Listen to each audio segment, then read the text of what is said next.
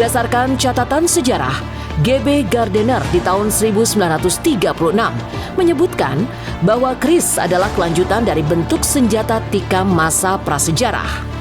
Keris juga sangat lekat dengan mistis, yang mana di setiap bilah senjata ini konon ada penunggunya. Sosok tak kasat mata ini akan terus mengawal keberadaan keris dimanapun berada. Sampai akhirnya, keris dipercaya memiliki kekuatan gaib dan juga dikeramatkan. Keris sebetulnya pada zaman dahulu kala itu difungsikan sebagai senjata dan pelengkap untuk apabila ada upacara-upacara spiritual, itu pelengkapnya adalah keris. Dan keris ini mempunyai nilai estetika budaya yang sangat khas. Jadi saat itu disakralkan karena untuk melengkapi upacara-upacara adat, upacara tradisional. Dan memang saat itu dilakukan pemandian keris adalah niatannya untuk membersihkan fisik keris tersebut, untuk menjaga kesucian, kebersihan fisiknya.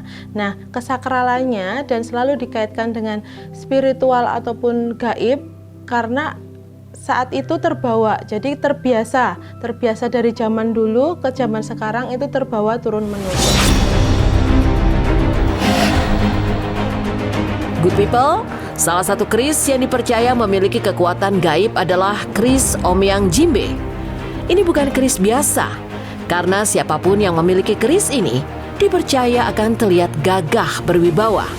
Keris Omyang Jimbe itu yang aslinya pada zaman dulu yang saya lihat itu adalah keris yang mempunyai nilai estetika karena empunya si pembuat keris Omyang Jimbe ini adalah empu yang membuatkan keris-keris untuk guru-guru besar di Nusantara. Jadi empu yang sangat dihormati, dihargai, empu yang sangat mempunyai kemampuan untuk membuat keris ini nilai seninya itu tinggi. Nah, karena itulah keris ini mempunyai keistimewaan secara bentuk, secara nilai, dan juga secara energi. Jadi keris Omyang Jimbe yang aslinya itu tidak memiliki kodam atau penunggu khusus, tetapi mempunyai pamor yang besar, mempunyai energi yang sangat menarik dan energinya itu sangat besar. Bagai merawat anak, begitulah keris Omyang Jimbe harus diperlakukan. Segala kehati-hatian menjadi nomor satu dalam mengurus keris ini. Keris Omyang Jimbe kerap mengganggu pemiliknya dengan berbagai hal. Salah satunya membawa si pemilik ke alam gaib. Kalau sudah begini, maka keris wajib dimandikan dengan air bercampur kembang dan diberi mantra.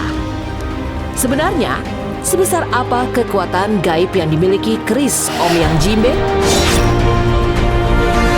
Jadi keris Omyang Jimbe yang asli, bukan yang sekarang. Yang sekarang ini bermunculan keris Omyang Jimbe yang ingin mengikuti aslinya karena kesakralannya, keistimewaannya yang asli.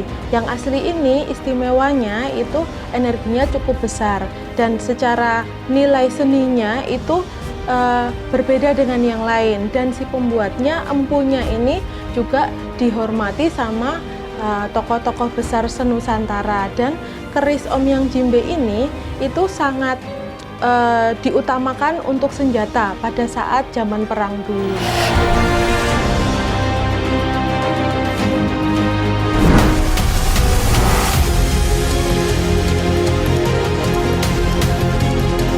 Good people, selain keris, cermin juga menjadi wadah yang bisa dimasuki makhluk astral.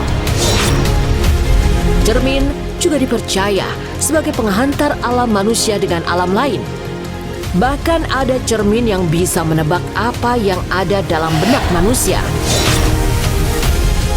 Sebenarnya bukan cermin bisa menebak isi hati, tetapi ketika ada sebuah cermin di rumah ataupun di bangunan yang lain, itu cermin ini akan merekam sebagai media untuk merekam ada apa saja yang terjadi di tempat tersebut, pernah terjadi apa saja, pernah ada siapa saja yang tinggal di tempat tersebut. Jadi menjadi rekaman memori saja. Jadi bukan untuk bisa mengetahui apa isi pikiran atau isi hati orang, itu tidak. Tentunya, hal-hal seperti ini makin mempertegas adanya hubungan antara cermin dengan makhluk astral. Dihuni makhluk astral, kalau itu menurut aku adalah mitos, karena makhluk astral biasanya menghuni media-media yang lain. Kalau untuk cermin bukan untuk dihuni, tetapi cermin ini biasanya menjadi media untuk rekaman residu memori di tempat itu. Good people, keberadaan cermin memiliki sejarah panjang dalam kehidupan manusia. Cermin pada awalnya adalah kepingan batu mengkilap seperti obsidian, yakni sebuah kaca vulkanik yang terbentuk secara alami.